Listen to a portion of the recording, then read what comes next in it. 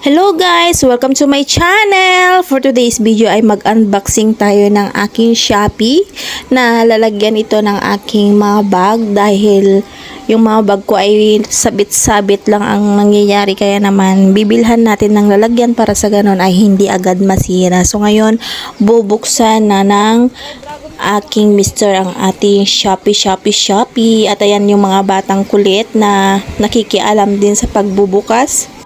Bali, ito palang lalagyan ng aking bag ay hindi pa ito nabubuo, kaya naman nandyan si Honey My Love So Sweet na magbubuo niyan, kaya naman support na naman yan. O tignan ninyo, pati mga bata ay support na support.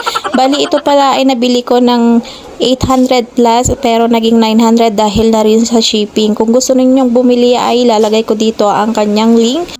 Naawa na rin kasi ako sa mga bag ko kasi pagdating ko sa work ay nilalagay ko na lang sa mga lamesa yung aking mga bag, kaya naman nasisira agad, kaya naman bumili na ako agad ng rack para sa kanilang lalagyan. At yan ipapakita ko sa inyo mamaya kung paano ito buuin ng aking Honey My Love So Sweet. At ayan na nga, chinecheck niya muna kung kompleto nga ba yung mga tornilyo at mga kailangan dyan.